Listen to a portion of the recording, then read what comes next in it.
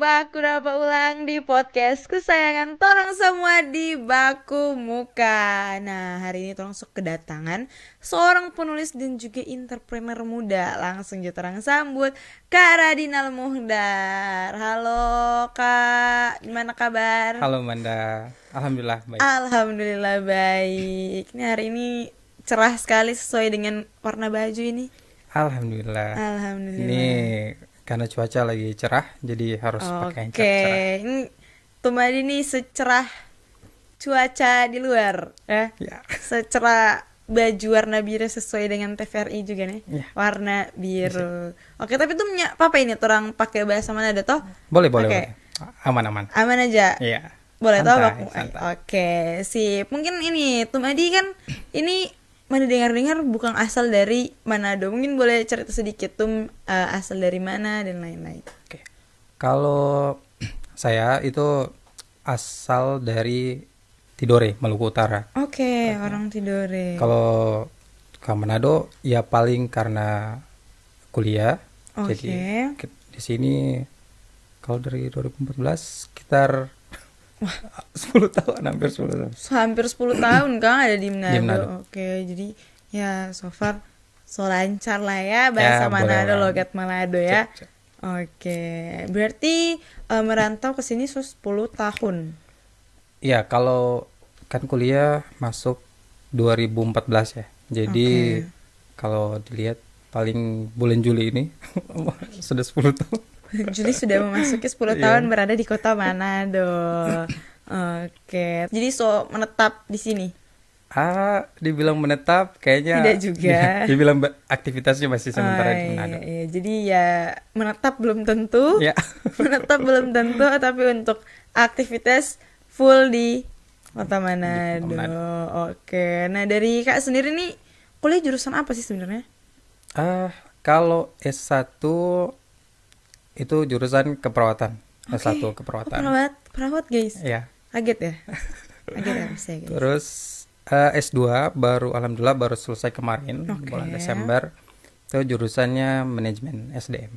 Oh, agak kurang sinkron ya. Kenapa dari perawat ke manajemen? Iya, jadi sebenarnya kalau untuk pengambilan keputusan untuk dari perawat terus lompat ke manajemen SDM itu istilahnya ada proses perenungan gitu yang cukup panjang. Karena benar-benar ini ya, Iya. tidak linear Tidak gitu. linear.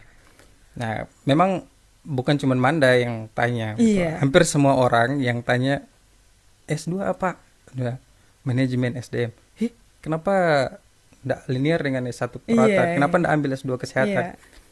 Terus bilang iya.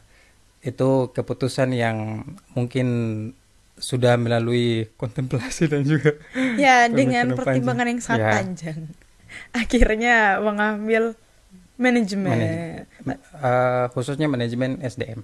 Oke. Tapi ini nih, udah di titik mana sih Kak kayak ini ambil manajemen gitu. Kayak, udah ini udah cocok nih S2-nya manajemen SDM gitu. Oke, yang sebenarnya trigger pertama kenapa ambil manajemen SDM itu berawal dari kegelisahan sebenarnya. Oke. Karena S1 by the way Kak, jurusan SMA-nya itu jurusan keperawatan. Oh, jadi emang ini ya dari SMA ke kuliah Oke. memang di kesehatan. Masih linear lah kan. Ya, dari SMK ke S1 itu keperawatan. Oke. Nah, dari proses pembelajaran itu kan setiap semester itu baik di SMK maupun di S1 kita ada praktik klinik di rumah sakit. Iya. Nah, di situ ada satu hal yang tidak berubah ataupun berubah tapi sangat kecil, itu terkait dengan kualitas SDM.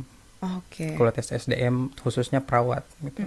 Mungkin kalau dulu itu masih ada stigma yang mengatakan bahwa perawat itu pembantu dokter kan. Nah, padahal secara profesi itu perawat kan punya profesi yang sejajar, punya tingkat yang sejajar dengan dokter. Cuman lahan garapan untuk aktivitas kesehatannya, pelayanan kesehatannya berbeda. Nah, itu awal dari kenapa Kak Mira harus ada orang yang fokus nih ke SDM.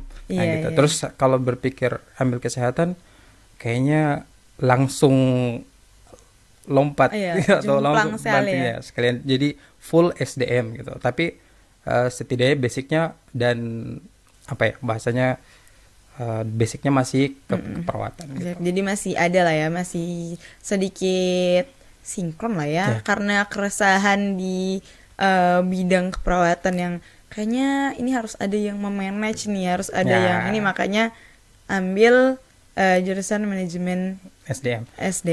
Oke, berarti Kak dari 10 tahun terakhir ini lagi menyelesaikan pendidikan S1 dan S2 di Manado. Ya, tepatnya di Unsrat. Oh, di Unsrat. Oke.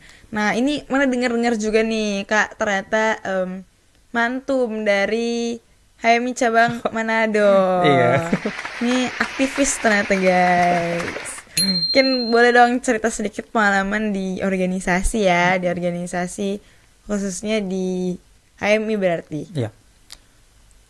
Awal kuliah di 2014 ya. Oke. Nah, di situ awal masuk perkuliahan, terus biasa kan ada itu senior yang datang terus menyampaikan, oh kita sebagai mahasiswa ini harus begini.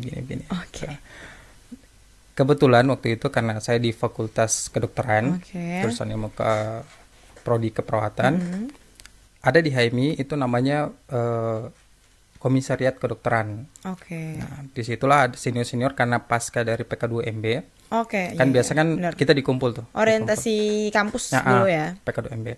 Di situ dikumpul, terus ada senior badan taskir nih. Nah, biasanya kan kayak gitu ya. Dari universitas itu biasanya yang menaungi teman-teman yang muslim itu dari badan taskir fakultas masing-masing. Badan taskir. Nah, di situ kan hampir 100% senior badan taskir itu ternyata HMI gitu, kita HMI. Terus disitulah mereka kita dikumpulkan, terus dikasih tahu nih, oh pengen nginap di villa gratis nih.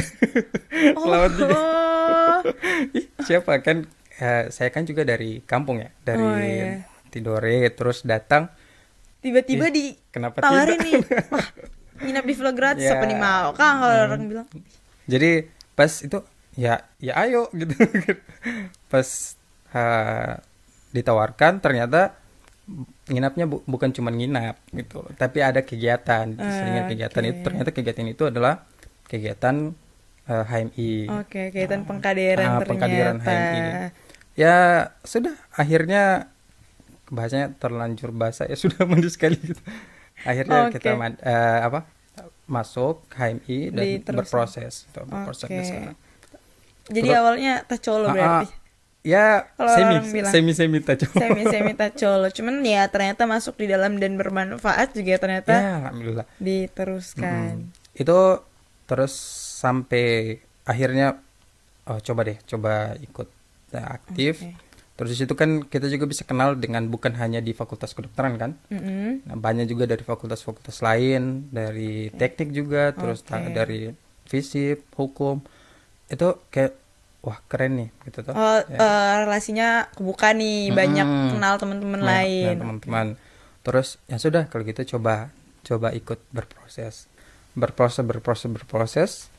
Nah, pasca dari kepengurusan Tuniman, nah itu dilakukan namanya Konvercap.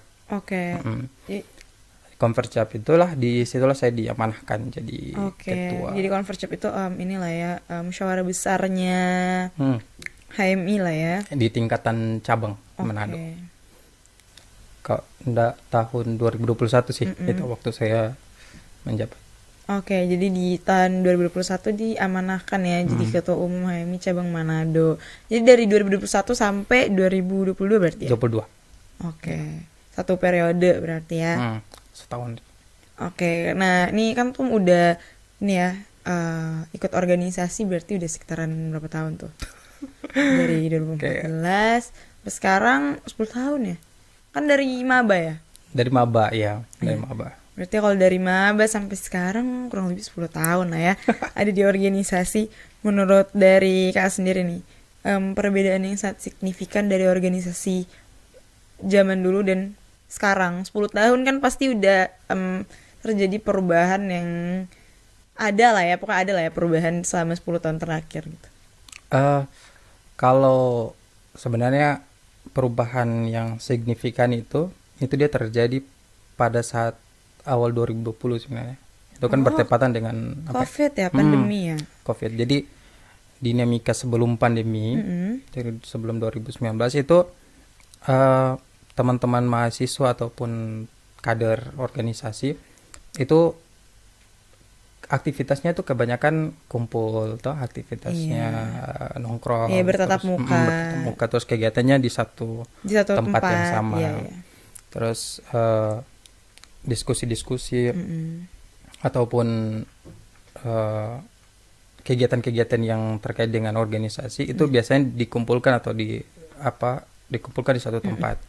Tapi pasca dari COVID ini pandemi, nah itu tuh mulai ada pergeseran nilai atau pergeseran metode. Jadi kebanyakan mahasiswa atau kader-kader itu bahasanya bilang perlu metode baru untuk bisa merangkul untuk mengajak lagi teman-teman ini. Karena waktu itu kan lagi gencar-gencarnya PPKM atau yang pembatasan.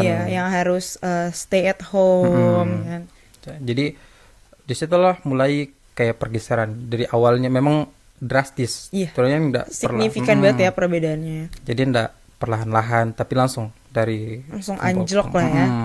Disitulah ada beberapa kondisi di mana organisasi itu kayak kewalahan gitu, kewalahan untuk beradaptasi. Nah tapi alhamdulillah hampir semua organisasi, bukan hanya organisasi mahasiswa, pemerintah, bahkan organisasi-organisasi yang swasta pun itu semua kesulitan dipaksa untuk harus beradaptasi, mau tidak mau keadaan sekarang seperti ini ya harus harus bisa survive gitu. Jadi akhirnya organisasi pun menyesuaikan dengan kondisi. Dilakukanlah ada sempat pro kontra pengkaderan via Zoom, pengkaderan via Zoom. Ada beberapa yang kontra, itu katanya nanti nilainya tidak masuk. Mengurangi nilai-nilai dari pengkaderan itu sendiri. Ya. Nah, terus setelah itu, tapi karena perubahan kan satu hal yang pasti ya. Jadi mau kita sepakat atau tidak, ya kita perubahan harus tetap jalan. Mau kita suka atau tidak, sepakat atau tidak, ya harus menyesuaikan dengan.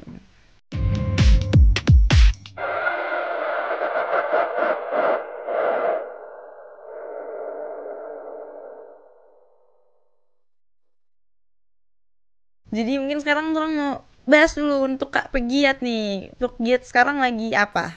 Lagi sibuk apa nih? Kalau Giat sekarang itu paling sementara menyusun naskah tulisan. Terus ada mencoba membuka usaha kecil-kecilan. Ya sambil mengisi waktu-waktu luang yang lain. Naskah. Ini lagi nulis naskah apa nih? Kan ini dari yang mau denger juga nih, bahwasanya Kak nih seorang penulis, abis merilis buku nih. Mungkin boleh ceritain sedikit. Iya. Jadi kalau untuk penulis, ya buku yang sempat ditulis itu buku referensi sih, buku referensi untuk mahasiswa dengan buku judulnya Dasar-dasar manajemen. Buku tentang manajemen. Berarti ini lanjutin dari S2 tadi ya. Buku manajemen. Terus sementara saat ini sedang menyiapkan naskah. Ada buku sendiri. Lagi ongoing nih. Ongoing. Sementara proses editing juga. Buku spill dikit ya. Ini kita spill dikit nih, kita eksklusif nih di spill dikit.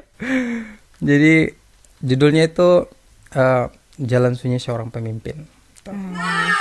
Ini penulisan ini berdasarkan pengalaman pribadi Kak, sebagai seorang mantum atau gimana? Kayaknya lebih luas sih. Karena pertama basic saya secara akademis itu adalah selain kesehatan tadi, keperawatan, fokus saya di S2 itu manajemen SDM. Nah, kalau manajemen SDM itu kan kita belajar tentang kepemimpinan juga. Bagaimana memanage manusia di dalam satu organisasi, apapun itu, organisasi formal maupun non formal. Nah, di situ terus juga berlatar belakang dengan ya tadi aktivitas-aktivitas di organisasi dan sebagainya. Saya berpikir bahwa ternyata sudut pandang dari seorang pemimpin itu jarang diketahui oleh pengikut ataupun anggotanya gitu. Itu dirasakan kayak bahasanya kenapa dipilih jalan sunyi.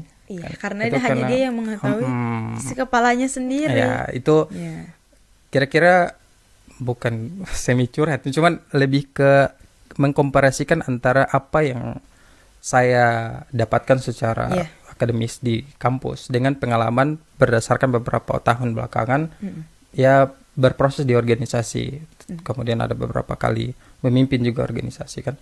Jadi saya melihat perlu dikomparasikan, kita lihat teori perspektif yang baru lah ya dari seorang pemimpin itu seperti apa. Jadi bahasanya anggota ini kan biasa taunya pemimpinnya harus siap gitu. Entah apapun masalahnya ready, harus siap, ready gitu. Ketika organisasi memanggil ataupun instansi yang dipimpinnya memanggil ready. Yang masa bodoh itu agak relate ya. Masa bodoh mau apapun masalah pribadi atau apapun di belakang harus itu harus profesional. Profesional lebih tepatnya profesional. Iya. Jadi dari buku ini tuh menceritakan ada perspektif lain dari seorang pemimpin. Jadi sebenarnya apa yang ada dalam isi kepalanya begitulah ya. Apa yang sampai dia rasakan gitu. Wah, sukses berarti nih, Kak. Ada ini nggak, bisa di-spill dikit nggak? Apa nih kira-kira bisa selesai dan bisa dinikmati nih oleh teman-teman semua nih? Untuk naskahnya sudah 80% ya. Cuman sementara proses editing gitu. Karena kalau misalnya kita menulis ini kan kebetulan saya juga baru selesai ke pelatihan editor buku. Jadi banyak lah, maksudnya ada sedikit insight yang berbeda gitu dari seorang penulis dan seorang editor. Gitu. Ternyata ada juga ini ya. Akhirnya dari Kak sendiri mempelajari sudut pandang yang berbeda juga dari seorang editor itu seperti apa. Jadi ada yang bilang bahwa tidak semua penulis itu bisa menjadi editor, tapi seorang editor itu bisa menjadi penulis. Ini kan Kak sekarang berarti sedang berkecimpung di bidang itu ya, menjadi seorang penulis dan juga lagi ke arah editor pelan-pelan proses. Nah, untuk jadi seorang penulis sendiri itu emang minat, memang dari dulu Kak minat menulis atau bagaimana? Atau kayak ketika ikut di organisasi kan tiba-tiba kayaknya ada potensi mau jadi penulis nih atau bagaimana? Iya. Waktu berorganisasi ada satu bahasanya doktrin dari senior bahwa seorang mahasiswa itu harus punya budaya 3M. Itu wajib dimiliki oleh seorang mahasiswa, apalagi aktivis. Itu namanya menulis, membaca, dan menghadiri diskusi atau berdiskusi. Nah, kenapa harus begitu? Sebenarnya ketika kita awal menulis itu kan harus dimulai dari membaca. Iya, benar. Untuk bahan untuk bahan referensi kata-kata itu bisa didapatkan dari membaca. Ya, membaca. Harus banyak membaca. Harus banyak baca. Setelah baca, ini kan kalau kita baca kan input ya. Iya, betul. Nah, kalau semakin banyak input, semakin banyak juga output yang akan dikeluarkan ya. Kalau kita tidak mengeluarkan overload, nanti akan penuh kan? Overload, benar. Jadi perlu media. Nah, media untuk menyalurkan. Benar. Media untuk menyalurkan itu dua, melalui diskusi dan menulis. Gitu. Jadi lebih ke Oh, saya pilih media melalui tulis. Jadi biar nggak stres juga kan kalau misalnya masukkan. Jadi ketika apa yang masuk ini bukan hanya baca, maksudnya kita melihat realitas kehidupan juga, itu juga bagian dari membaca juga, membaca realitas hidup. Ya, ketika terlalu banyak yang ada di pikiran, jadi mesti harus orang ngasih keluar kan, begitu dari bahasa. Oke, jadi itu kenapa Kak memilih untuk menjadi seorang penulis. Nah, untuk basic-basic dari menulis ini kan banyak begitu. Berarti Kak belajar secara otodidak atau gimana? Sebenarnya ada beberapa awalnya udah otodidak, cuman setelah saya berpikir coba sedikit diseriusi, ada beberapa pelatihan seminar. Oke, karena ikut sertifikasi begitu ya. Oke. Bahkan untuk saya pernah ikut namanya penulisan buku chapter. Oke. Nah, itu kan ada sertifikat penulis dari penerbit. Nah, itu juga ya salah satu bentuk portofolio lah. Oke, untuk inilah bentuk legalitas lah ya sebagai seorang penulis agar bisa diakui kan, itu perlu ya. Oke, jadi awalnya otodidak tapi lama-lama diseriusi sampai sekarang udah mulai ke arah editor. Oke, tapi kalau untuk buku kayak yang sebelum itu kan sudah dirilis sudah bisa dibaca. Kalau itu untuk penulisannya sendiri atau gimana? Kalau buku yang dasar-dasar manajemen itu karena penulisan chapter, jadi kita menulis bersama dengan dosen-dosen manajemen di seluruh Indonesia. Ada yang dari Makassar, ada dari Jawa. Jadi totalnya ada berapa tuh? Berapa dosen beserta Kak dalam penulisan buku dasar-dasar manajemen itu? Totalnya ada 12 dosen. Oke. 12 dosen dalam kurung waktu berapa lama? Kita menulis itu 2 bulan menulis, 1 bulan proses editing, 3 bulan lah. Oke. Sampai 3 bulan sampai benar-benar rampung dan bisa diterbitkan. Iya, diterbitkan. Nah, untuk teman-teman yang mau baca bisa kemana tuh, Kak? Untuk saat ini disediakan di marketplace ya. Okay. Nah, cuman dari penerbitnya belum dikasih link untuk marketplace-nya, dikasih untuk. Ada juga nanti di Gramedia juga. Tapi nanti toko-toko buku lah, salah satunya Gramedia. Tapi kita sementara menunggu informasi dari penerbit untuk menginfokan lebih lanjut. Untuk info pasti dari penerbit lah ya untuk tempat pembelian buku ini di mana. Oke, berarti untuk kedepannya juga Kak mau fokus lah ya di bidang penulis ini. Saya punya cita-cita. Apa tuh? Insya Allah terwujud. Jadi Insya Allah itu doa bareng nih. Cita-cita itu sebelum meninggal itu minimal punya 100 buku. Insya Allah. Cita-cita yang mulia itu berbagi ilmu ya guys. Itu amal jariah bukan ya? Insya Allah. Insya Allah. Jadi amal jariah kita membagi ilmu kepada sesama. Oke, berarti ini Kak masih proses apa ya? Menambah nilai diri sebagai seorang penulis, masih menambah. Ini masih panjang prosesnya. Iya, masih panjang proses untuk menjadi penulis. Oke, berarti sukses nih sebagai seorang penulis nih, insya Allah ya. Amin. Oke. Nah, tadi juga kan Kak udah bilang kalau bahwasanya ada usaha kecil-kecilan. Ini kita mau kepo dikit nih. Boleh dong Kak sedikit nih usahanya usaha apa? Usaha di bidang kuliner. Oke. Kuliner. F&B. Jadi ya itu berawal dari hobi. Karena saya hobi masak. Hobinya masak. Oh, hobinya masak. Oke, ini benar-benar ini ya, idaman banget ya. Ini perawat nih, udah pasti dijamin bisa nih di bidang kesehatan.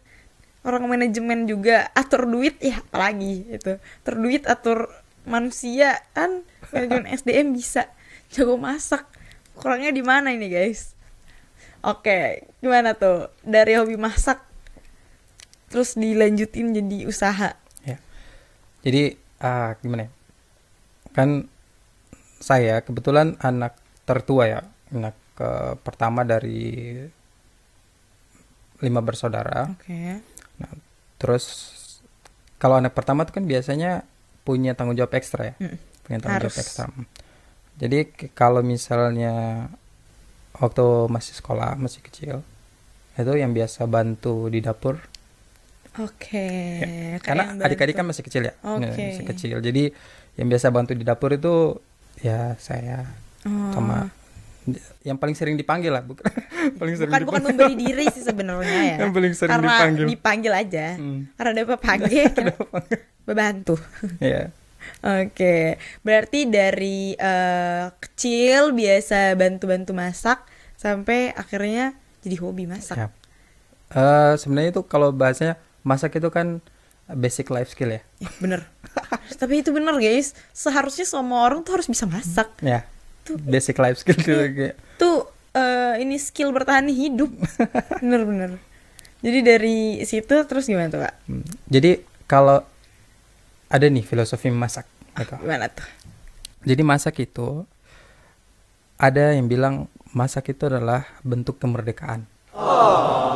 Agak sedikit gimana tuh? Karena kita bebas nih untuk mencampur atau apa saja yang ingin kita. Iya. Jadi nggak ada aturan yang baku kan untuk tidak memasak. Ada aturan, walaupun resep juga masih bisa bisa diakalin, masih bisa ini ala aku gitu ya. Kalau masak kan gitu guys. Ini referensinya dari resep ini. Tapi yang kali ini nih ala aku gitu. Benar ya. Jadi punya apa ya?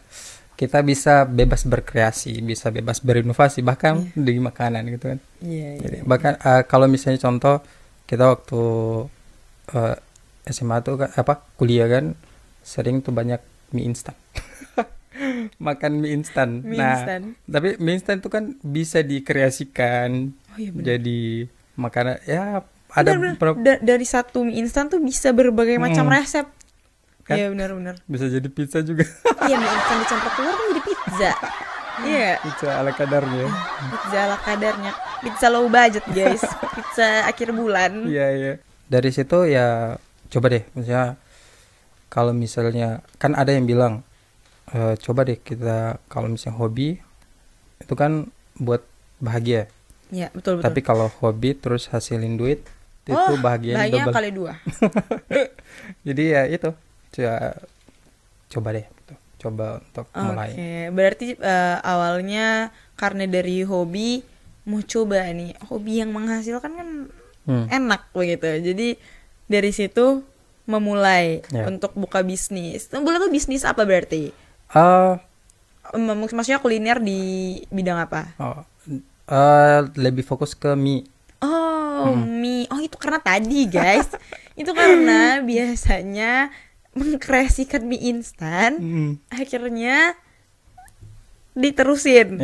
Jadi bisnis. Oke. Berarti selama ini untuk resep dari mie instan itu sendiri hasil coba-coba dong? Ya, eksperimen. Jadi beberapa hasil eksperimen yang sudah dipatenkan. Oke, jadi itu eksperimen akhirnya menghasilkan resep untuk jualan.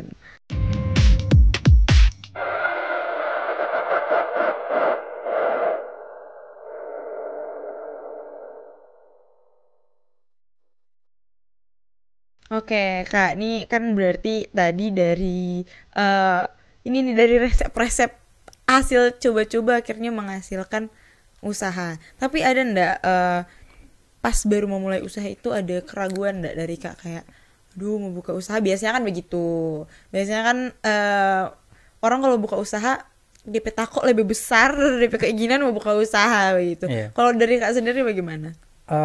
Ya, jadi punya tantangan sendiri ya kalau misalnya kita memutuskan untuk terjun ke bidang entrepreneur gitu. Nah, jadi agak punya tantangan tersendiri karena di situ kita harus berhadapan dengan banyak sekali realita yang bisa menghancurkan semangat gitu. Kalau bilang kan untuk berusaha minimal harus ada modal, terus harus ada ide dan sebagainya gitu. Tapi saya berpikir bahwa kalau misalnya kita tidak memulai, kapan gitu, kapan lagi gitu. Jadi prinsipnya mulai aja dulu gitu. Pas dimulai, boleh pelan-pelan. Karena memang ya kalau memulai sesuatu pasti ya dari nol lah ya. Jangan dulu berharap besar kata orang guys. Jadi harus mulai pelan-pelan. Berarti kalau dari Kak Sina DP kunci berani aja dulu. Ya, harus berani mulai. Harus mengesampingkan hal-hal yang tadi itu kan orang keraguan. Karena memang hal terbesar kalau saat orang mau buka usaha ya pasti itu keraguan. Ada yang mau beli enggak, mau sukses enggak, kaki cuma mau rugi, begitu lah Kak yang bikin ya akhirnya orang stuck gitu. Kalau Kak punya prinsip, ada satu prinsip bahwa tugas apalagi sebagai seorang muslim itu kalau misalnya contoh ke Nabi Muhammad SAW, kan Nabi kan seorang pengusaha, gitu. Jadi kalau misalnya kita bisa mengikuti jejak beliau itu mungkin adalah satu perjuangan yang mulia gitu. Gitu. Selain harus kita untuk diri sendiri, bisa juga untuk berdampak untuk orang banyak. Nah, iya betul. Karena salah satu mimpi saya gitu. Mimpi saya itu bisa membantu orang gitu. Membantu orang. Kan alhamdulillah sekarang itu sudah ada 2 orang yang sama-sama kerja sih. Jadi bisa buka lowongan kerja gitu. Jadi meskipun kecil atau sedikit ya sering membantu. Karena saya pikir kalau misalnya contoh dari 100 orang pemuda, misalnya 100 orang pengangguran nih misalnya. Terus ada 25 orang saja yang punya inisiatif untuk membuka usaha, dan setiap orang itu merekrut 2 sudah selesai. Itu sudah 75% orang sudah terbebas dari pengangguran. Jadi menurut saya selain hobi, selain men-challenge diri, itu juga punya manfaat untuk orang lain. Iya benar ya. Kalau dari awal Kak sendiri merintis usaha ini sendiri kan, di sini kan tinggal di asrama ke kota Tidore ya. Jadi di situ kan ada fasilitas tuh dapur kan? Nah, jadi awalnya tuh pakai kompor asrama, terus pakai alat masak asrama. Paling yang dibeli tuh bahan-bahan. Iya, bahan bakunya lah ya. Terus ya sampai sekarang alhamdulillah sudah bisa beli alat-alat sendiri. Alhamdulillah sudah ada ada orang baik.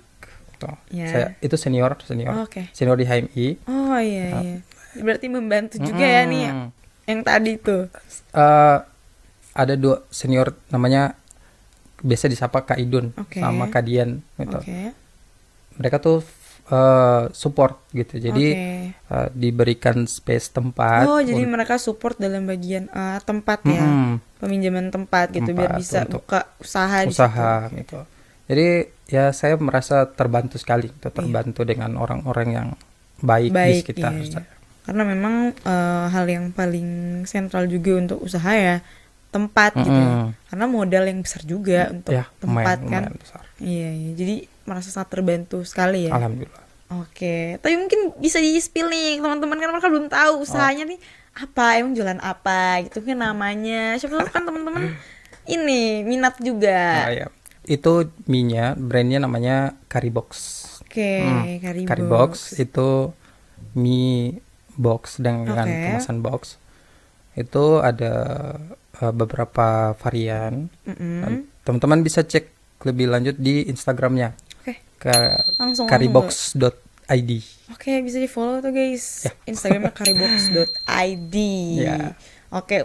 Instagramnya apa lagi? Instagram, TikTok mungkin atau apa gitu?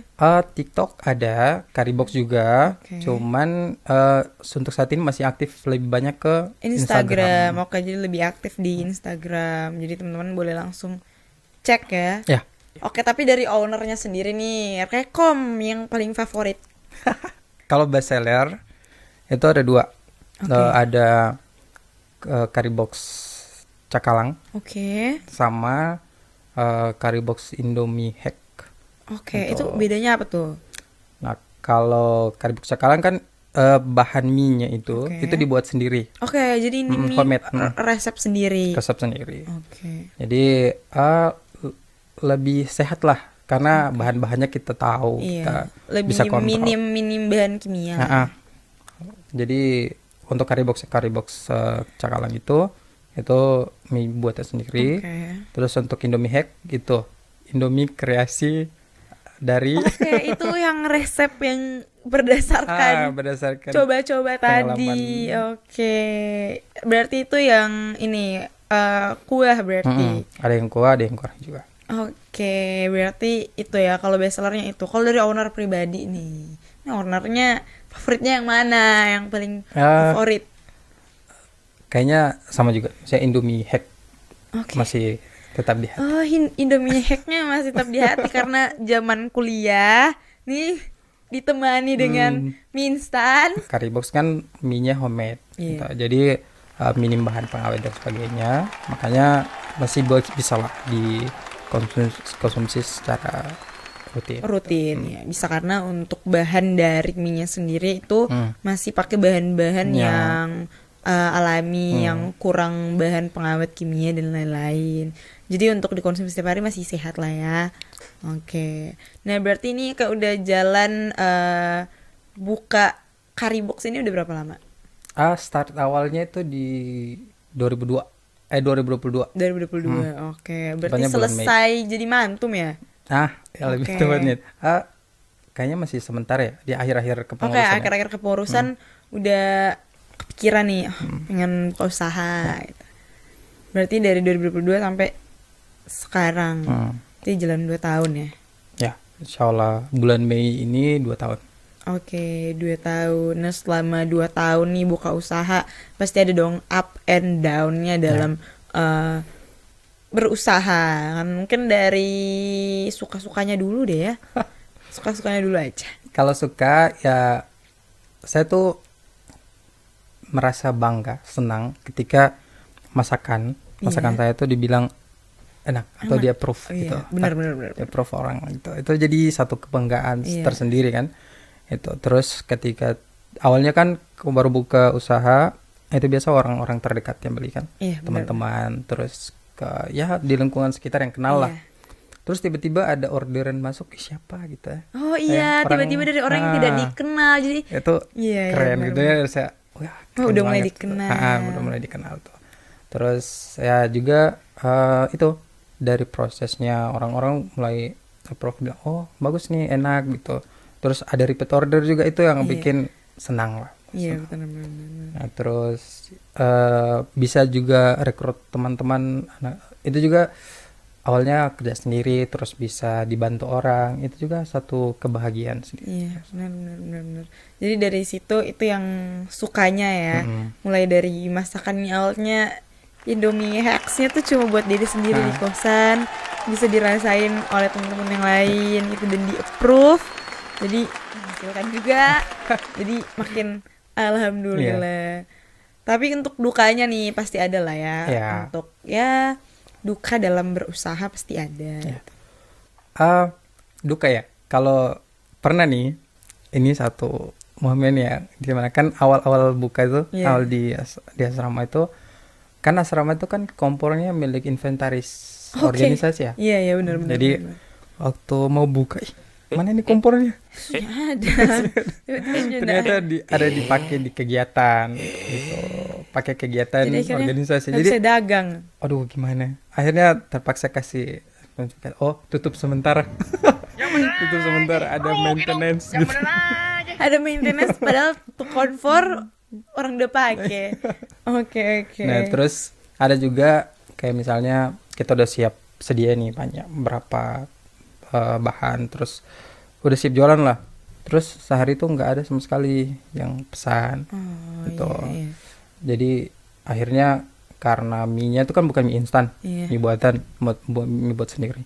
Jadi ya harus buang gitu. Buang. Karena kan memang pakai bahan-bahan baku lah ya, karena ini makanan. Harus buang. Terus ya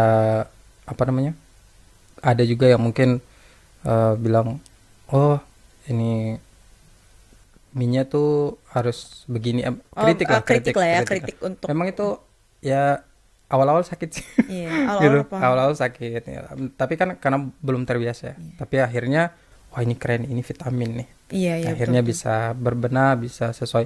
Karena kita kan menyediakan produk sesuai dengan kebutuhan dan kemauan konsumen kan. Betul. Jadi konsumen mau apa ya oke, gitu. Kita menyesuaikan dengan. Jadi kalau bilang kayak minyak kurang kenyal, apa kurang tebal, apa gimana gitu. Awalnya itu kayak masa gitu. Iya Pak, aduh sampai hati dong Kang. Nah, gitu. Tapi abis keren nih, boleh ya, akhirnya jadi motivasi, jadi lebih baik Pak. Oh iya ternyata di PMI kurang ini akhirnya orang berbenah sampai dapat yang memang betul-betul customer inginkan begitu. Akhirnya boleh survive sampai sekarang 2 tahun. Alhamdulillah. Mungkin untuk DP duka-duka itulah ya Kak. Yang paling sakit itu yang kayak siap terus tiba-tiba ada yang beli itu juga full itu nggak ada. Itu ngaruh juga Kang di mental. Mental sih. Pak, masih mau lanjut jualan dah gitu. Terus ada satu yang bikin saya tetap jualan tuh meskipun itu karena pertama saya berpikir kan yang bikin orang datang jual beli itu bukan karena promosi toh, bukan karena kasih harga murah atau mahal gitu kan. Karena tapi rasanya. Karena Allah yang gerakkan dompet hati untuk datang. Masya Allah, ke arah sana ternyata. Ya Masya Allah. Jadi meskipun barang itu murah, semurah-murahnya, kalau mereka nggak ingin beli atau Allah nggak gerakkan hatinya untuk beli, ya mereka pasti nggak belikan. Itu. Jadi bukan mahal atau murahnya kan. Digerakkan atau tidak? Digerakkan atau tidaknya. Jadi kita fokus saja di usaha atau namanya juga usaha. Namanya juga ikhtiar. Jadi fokus saja, kita ikhtiar saja gitu. Selama tadi baik, karena gini, saya tuh berpikir kalau misalnya saya ada ajak orang untuk kerja, kan ada haknya kan harus dipenuhi. Iya betul. Jadi saya selalu bilang, ya Allah, ini ada hak orang yang harus saya penuhi gitu. Kalau ini tidak laku, saya akan zolim gitu kan. Masya Allah. Nah, jadi ya alhamdulillah dengan sendirinya tanpa ada saja. Akhirnya ada juga yang sudah jadi box tea. Oh ya, para pelanggan curry box itu kita sebut box tea. Box tea itu plesetan dari bestie. Jadi bestinya curry box itu, jadi namanya box tea. Jadi lebih kayak udah banyak dong berarti. Boxnya udah banyak. Alhamdulillah. Semoga terus bertambah. Jadi kalau kunci dari Kak sendiri nih biar bisa lancar itu ya. Iya. Lebih kayak mindset sih, karena mindset kita tuh bukan lebih ke kayak kita kan bukan kontrol segalanya tuh. Kita juga bukan kontrol segalanya. Kita hanya berusaha saja. Iya, betul, hanya berusaha kan itu ikhtiar. Best emang ya. Mantap yang satu ini. Oke. Ya mungkin ini nih dari udah ada ups and down nih dari usahanya Kak sendiri. Mungkin target ke depan. Kalau target ke depan ya, itu saya ingin Currybox itu bisa dikenal oleh banyak orang, bisa buka cabang di banyak tempat. Amin. Dan bisa menarik para pemuda maupun para orang-orang untuk bisa mendapatkan pekerjaan dengan banyak gitu. Dan juga bisa dijadikan tempat untuk mereka para pecinta mie. Iya, gitu. Mie lovers. Mie lovers, benar-benar. Nah itu kan target untuk usahanya nih. Ini kalau untuk target buat pribadinya gimana nih? Ada target apa gitu ke depannya? Pada deket-deket ini gitu. Mau nikah kah? Bagaimana gitu? Kalau nikah tadi ya, nikah itu kan sama kayak rezeki ya.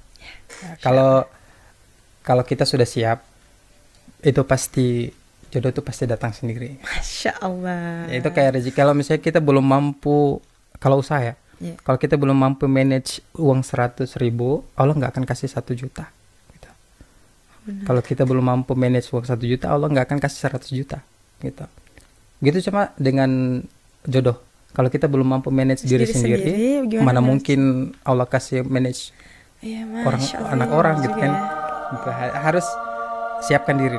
Intinya kalau kita siap, pasti Allah kasih jalan.